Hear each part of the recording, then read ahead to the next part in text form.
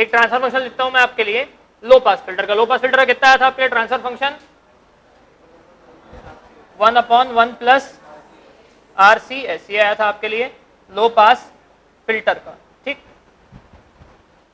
एक transfer function लिखते हैं अपन हाई पास फिल्टर का। ये कितना आया था आपके लिए RCS/1 प्लस RCS, ये आया था आपके लिए हाई पास फिल्टर का।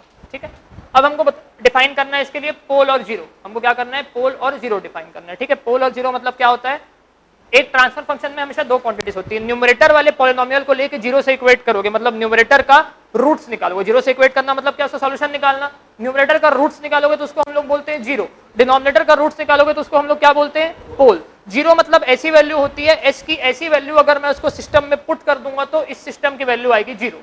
अगर मैं उस वैल्यू को सिस्टम में पुट कर दूंगा तो इस सिस्टम की वैल्यू आएगी जीरो। पोल का मतलब क्या होता है, अगर उस पर्टिकुलर वैल्यू को इस सिस्टम में मैं पुट कर दूंगा तो इसकी वैल्यू आएगी इन्फिनिटी। पोल मतलब क्या होता है, इन्फिनिटी। तो पोल और जीरो का दो बेसिक डेफिनेशन होता है।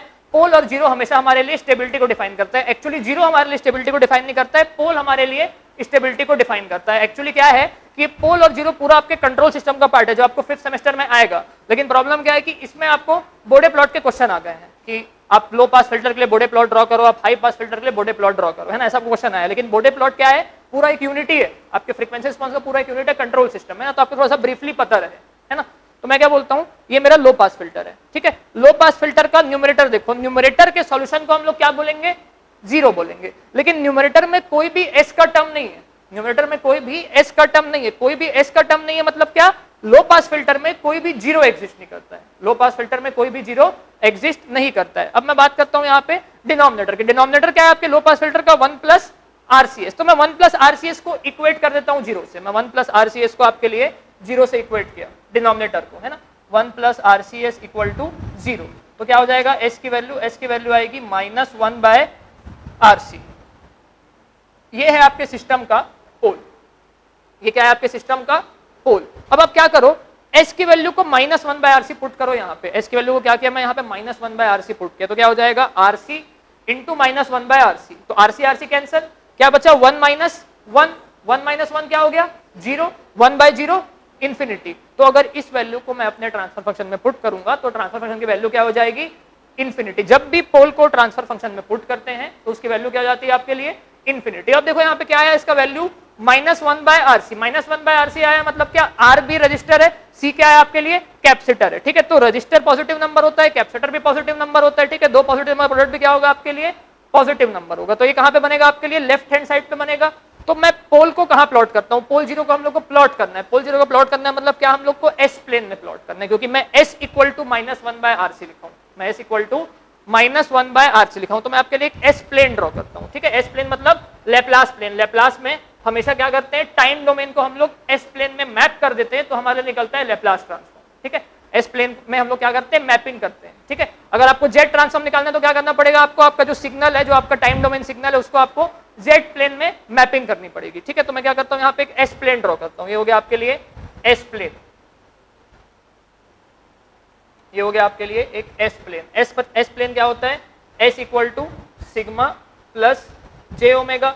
कार्टेशियन प्लेन क्या होता है आपके लिए, रियल प्लस इमेजिनरी नंबर, है ना। कार्टेशियन प्लेन मतलब सॉरी पोलर क्या होता है, रियल प्लस इमेजिनरी नंबर। तो रियल बन गया आपके लिए सिग्मा और इमेजिनरी बन गया आपके लिए जे ओमेगा। इसी को हम लोग क्या बोलते हैं आपके लिए, एस प्लेन बोलते हैं। अब मुझे क्या करना है, एस को -1/RC प्लॉट करना है। ये -1/RC रियल नंबर है कि इमेजिनरी नंबर है, रियल नंबर है। रियल नंबर है मतलब कहां प्लॉट होगा, ये रियल एक्सिस पे प्लॉट होगा। रियल एक्सिस भी दो पार्ट में डिवाइडेड है, ये है मेरा ओरिजिन तो पॉजिटिव, ये क्या है मेरा नेगेटिव। तो ये कहां प्लॉट होगा, नेगेटिव साइड में। तो नेगेटिव साइड में ऐसा मैं पोल को प्लॉट किया, ये क्या हो गया मेरे लिए 1/RC, -1/RC। जब भी आपका पोल, जब भी आपके सिस्टम का पोल लेफ्ट हैंड साइड पे लाई करेगा तो आप बोलोगे कि आपका सिस्टम क्या है, एब्सोल्युटली स्टेबल है। आपका सिस्टम क्या है, एब्सोल्युटली स्टेबल है। अगर आपका पोल राइट हैंड साइड में लाई करेगा तो आप क्या बोलोगे, सिस्टम आपका अनस्टेबल है। ठीक है, जीरो कभी भी सिस्टम की स्टेबिलिटी को डिफाइन नहीं करता है। जीरो आपका राइट हैंड साइड में रहे, लेफ्ट हैंड साइड में रहे, जीरो का काम होता है फेस प्रोवाइड करना, तो जीरो अपना फेस प्रोवाइड करेगा। जीरो कभी भी सिस्टम की स्टेबिलिटी को डिसाइड नहीं करेगा। सिस्टम की स्टेबिलिटी कौन डिसाइड करेगा आपके लिए, पोल डिसाइड करेगा। ठीक है, अगर लेफ्ट हैंड साइड पे है पोल तो आपका सिस्टम क्या है, स्टेबल। जितना ज्यादा लेफ्ट हैंड साइड में होगा सिस्टम पोल, उतना ज्यादा स्टेबल। अगर मैं एक और पोल यहाँ पे ड्रॉ कर दूंगा, है ना, तो ये क्या और लेफ्ट हैंड साइड में, तो तो ये वाला पोल ज्यादा स्टेबल रहेगा, ये वाला पोल आपके लिए कम स्टेबल रहेगा। ठीक है, आपको स्टेबिलिटी का कंसेप्ट क्लियर हो कि लेफ्ट हैंड साइड में भी कितना लेफ्ट हैंड साइड पे एग्जिस्ट कर रहा है वो भी आपके लिए इंपॉर्टेंट है। ठीक है, तो ये क्या हो गया आपके लिए, पोल लेफ्ट हैंड साइड पे एग्जिस्ट कर रहा है। अगर ये पोल आपके लेफ्ट हैंड साइड पे एग्जिस्ट कर रहा है तो क्या हो जाएगा, ये सिस्टम आपके लिए स्टेबल, मतलब लो पास फिल्टर क्या है आपके लिए स्टेबल, लो पास फिल्टर क्या है आपके लिए स्टेबल है। ठीक है, अब मैं बोल रहा हूं कि लो पास फिल्टर की स्टेबिलिटी को कौन डिसाइड कर रहा है, ये पोल डिसाइड कर रहा है। इस पोल का पोजीशन लेफ्ट हैंड साइड में है, इस कारण हम बोल पा रहे हैं कि क्या है आपके लिए ये स्टेबल है। ठीक है, अब मैं चाहता हूं कि इसकी वैल्यू को मैं और भी स्टेबल बनाऊं, इसकी वैल्यू को क्या करूं मैं और भी स्टेबल बनाऊं। और भी स्टेबल कब होगा, ये जब इसको मैं लेफ्ट हैंड साइड सरकाते जाऊंगा। ठीक है, अब ऐसा कैसे पॉसिबल हो जाएगा आपके लिए, 1/RC वैल्यू है, 1 तो मेरे हाथ में है नहीं लेकिन RC मेरे हाथ में, RC का प्रोडक्ट किसमें हाथ में, मेरे हाथ में। ठीक है, अगर मैं RC को क्या लिखता हूं, उसको मैं -1/τ लिख सकता हूं क्या, इसको -1/τ लिख सकता हूं। इसके मैग्नीट्यूड को मुझको इंक्रीज करना है, इसके मैग्नीट्यूड, माइनस साइन तो बाय डिफॉल्ट आ गया है, इसके मैग्नीट्यूड को मुझको इंक्रीज करना है। ठीक है, तो मुझको -1/τ के मैग्नीट्यूड को इंक्रीज करना है, तो क्या करना पड़ेगा मुझको, टाउ को डिक्रीज करना पड़ेगा। अगर मैं टाउ को डिक्रीज करूंगा तो क्या हो जाएगा, ये टोटल वैल्यू ओवरऑल इंक्रीज होती जाएगी। टाउ को डिक्रीज करूंगा मतलब क्या, आरसी के प्रोडक्ट को डिक्रीज करूंगा, तो आरसी के प्रोडक्ट को डिक्रीज करने से एक लो पास फिल्टर की स्टेबिलिटी क्या होते जाती है, इंक्रीज होते जाती है। क्लियर हुआ सबको, तो किसका कंसेप्ट था, ये आपका लो पास फिल्टर का कंसेप्ट था, लो पास फिल्टर के स्टेबिलिटी का कंसेप्ट था। आपको क्लियर रहे कि लो पास फिल्टर में एक पोल आता है और कोई भी जीरो नहीं आता है, number of poles equal to order of system, number of poles equal to order of system, क्योंकि यहाँ पे एक ही पोल एग्जिस्ट कर रहा है, इस कारण मैं क्या बोल रहा हूँ, इस सिस्टम का ऑर्डर 1 है। वो तो मैं पहले भी डिफाइन कर लिया था, जब मैं एक एनर्जी स्टोरिंग एलिमेंट देखा कैपेसिटर, तो मैं डिसाइड कर लिया था कि इसका ऑर्डर कितना होने वाला है 1। मतलब आपके सिस्टम में जितने इफेक्टिव एनर्जी स्टोरिंग एलिमेंट होंगे उतने आपके सिस्टम में पोल्स एग्जिस्ट करेंगे। अगर एक कैपेसिटर एग्जिस्ट कर रहा है तो एक पोल एग्जिस्ट करेगा, अगर 2 कैपेसिटर एग्जिस्ट कर रहे हैं तो आपके सिस्टम में 2 पोल एग्जिस्ट करेगा। क्लियर, ठीक है, तो एक इसका कंसेप्ट था आपका लो पास फिल्टर का। अब हम लोग देखते हैं हाई पास फिल्टर के लिए। ठीक है, हाई पास फिल्टर के लिए क्या होगा, इक्वेशन देखते हैं हम लोग, क्या दिया हुआ है हाई पास फिल्टर का इक्वेशन हमको, RCS अपॉन 1 प्लस RCS।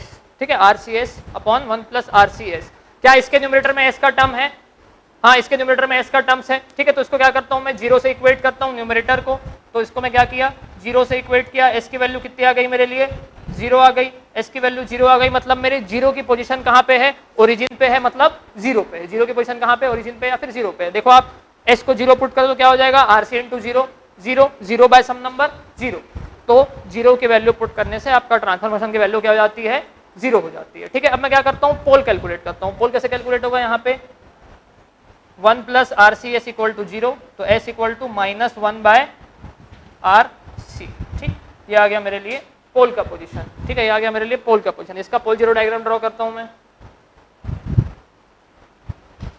ये आ गया मेरे लिए सिग्मा, ये आ गया मेरे लिए जे ओमेगा। ठीक है, ये आ गया सिग्मा और एक आ गया मेरे लिए क्या, जे ओमेगा। ठीक है, अब देखो इसका 0 कहां पे एग्जिस्ट करेगा, ओरिजिन पे। 0 को इस साइन से रिप्रेजेंट करते हैं, पोल को हम लोग क्रॉस से रिप्रेजेंट करते हैं। ठीक है, तो एक और पोल ड्रॉ करता हूं मैं यहाँ पे, ये हो जाएगा मेरा पोल कहाँ पे, -1 बाय RC पे, ये हो गया मेरा पोल -1 बाय RC पे। ठीक है, तो जहां पे पोल इसका था वहीं पे पोल इसका भी है। ठीक है, इसका ऑर्डर क्या होगा, फर्स्ट ऑर्डर होगा, क्योंकि पोल ही हमेशा ऑर्डर को डिसाइड करता है, 0 कभी भी ऑर्डर को डिसाइड नहीं करता है। ठीक है, 0 इनफैक्ट सिस्टम की स्टेबिलिटी को भी डिसाइड नहीं करता है, 0 आपके सिस्टम की स्टेबिलिटी को भी डिसाइड नहीं करता है। 0 सिर्फ वहां पे फेस प्रोवाइड करता है, गेन प्रोवाइड करता है, लेकिन पोल आपका सिस्टम की स्टेबिलिटी को हमेशा डिसाइड करता है। लेफ्ट हैंड साइड पे तो system stable, right hand side पे तो सिस्टम अनस्टेबल। अगर जे ओमेगा एक्सिस में है मतलब बीच में है तो सिस्टम आपका मार्जिनली स्टेबल। ठीक है, तो अब स्टेबल, अनस्टेबल, मार्जिनली स्टेबल क्या होता है, स्टेबल मतलब क्या, एक ऐसा सिग्नल, एक ऐसा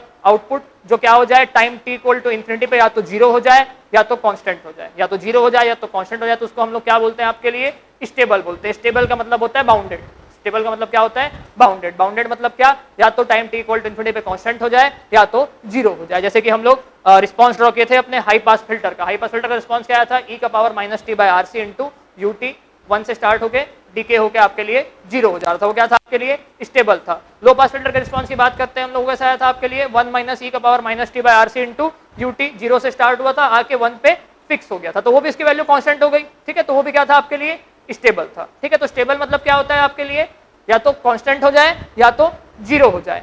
अनस्टेबल मतलब क्या होता है, अनबाउंडेड रहे। अनस्टेबल मतलब क्या? अनबाउंडेड रहे। अनबाउंडेड रहे मतलब क्या? Time t equal to infinity पे उसका मैग्नीट्यूड क्या हो जाए? इन्फिनिटी हो जाए। एक सिंपल सिग्नल ड्रॉ करूंगा ऐसा मैं आपके लिए,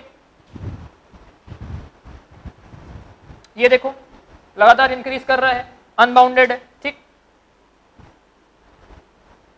ये देखो ये लगातार आपके लिए इंक्रीज कर रहा है, ये क्या है आपके लिए? अनबाउंडेड है, ठीक है। अनबाउंडेड मतलब क्या? Time t equal to infinity पे मैग्नीट्यूड इन्फिनिटी हो जाए, इसके अंदर एरिया इन्फिनिटी होता है, इस कर्व के अंदर एरिया क्या होता है आपके लिए? इन्फिनिटी होता है। एक पैराबोला भी इसी का एग्जांपल, अगर एक ऐसा पैराबोला ड्रॉ कर दूंगा मैं आपके लिए तो ऐसा पैराबोला बन जाएगा। देखो पैराबोला क्या लगातार इंक्रीज कर रहा है, ठीक है, तो ये भी क्या है आपके लिए? अनस्टेबल है, ठीक है। अब बात करते हैं मार्जिनली स्टेबल की। मार्जिनली स्टेबल मतलब क्या होता है? मार्जिनली स्टेबल मतलब क्या? अगर इस जे ओमेगा एक्सिस में आपका पोल लाई कर रहा है, अगर इस जे ओमेगा एक्सिस में आपका पोल लाई कर रहा है तो इसको आप क्या बोलने वाले हो? मार्जिनली स्टेबल सिस्टम बोलने वाले हो, ठीक है। मार्जिनली स्टेबल का मतलब क्या होता है? साइन सिग्नल देखें सब लोग, साइन सिग्नल, ठीक है।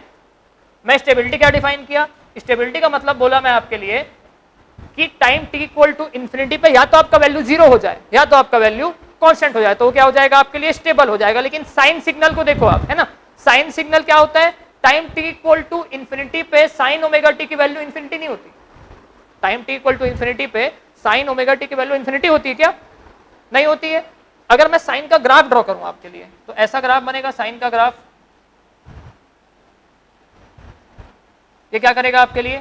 1 और -1 के बीच में लगातार ऑसिलेट करता रहेगा। 1 और -1 के बीच में क्या करता रहेगा? ये लगातार आपके लिए ऑसिलेट करता रहेगा। ऐसे सिग्नल को हम लोग बोलते हैं मार्जिनली स्टेबल सिग्नल, जो किसी दो वैल्यू के बीच में ऑसिलेट करता रहता है ना। साइन सिग्नल मतलब क्या होता है? दो वैल्यू है 1 और -1, इसके बीच में अपना सिंपल हार्मोनिक मोशन ये परफॉर्म करता है, तो इसको हम लोग क्या बोलते हैं? Marginally stable signal.